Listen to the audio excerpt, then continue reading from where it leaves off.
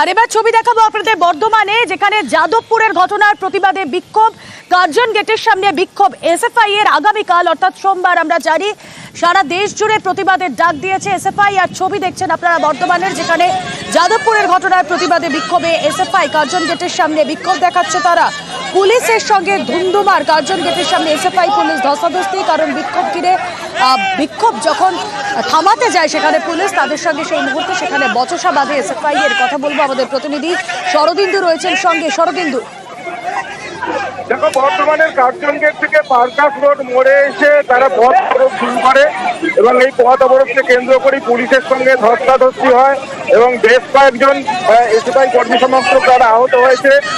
কেউ কেউ অচৈতন্য হয়ে পড়েছে এবং প্রচন্ড রকম অশান্তি, বলা যায় একটা উত্তেজনা পরিস্থিতি এই মুহূর্তে হয়ে রয়েছে। অনেকে রাস্তায় পড়ে রয়েছে এবং তারা জোর করে বাস এবং অন্যান্য যানবাহন আটকা ছিল, পুলিশ তাতে বাধা দেয় এবং তার সঙ্গে পুলিশের সঙ্গে ধস্তাধস্তি শুরু হয়ে যায় এসএফআই এর সঙ্গে পুলিশ কর্মী সমর্থকদের।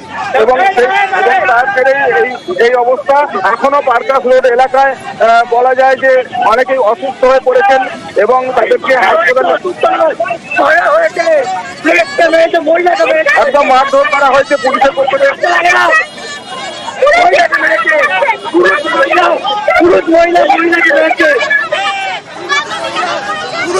মহিলাকে মেরেছে, মহিলা কর্মীকে মেরেছে,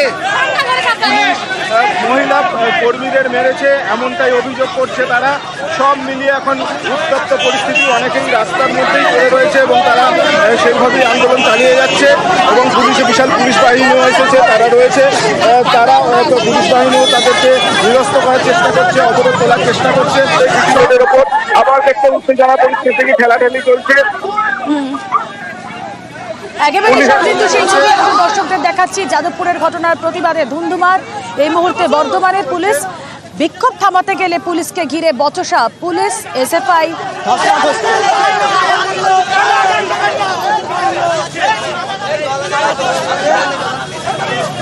বিক্ষোভ থামাতে গেলে পুলিশের সঙ্গে এভাবেই ধস্তাধস্তি। ছবি দেখছেন আপনারা। এসএফআই পুলিশ বিক্ষোভ, এসএফআই এর বিক্ষোভের মাঝে পুলিশ সেখানে বিক্ষোভ থামাতে গেলে পুলিশের সঙ্গে বচসা। গতকাল যাদবপুরের ঘটনার প্রতিবাদে আমরা জানি আগামীকাল সারা দেশ জুড়ে এসএফআই এর প্রতিবাদ বিক্ষোভ।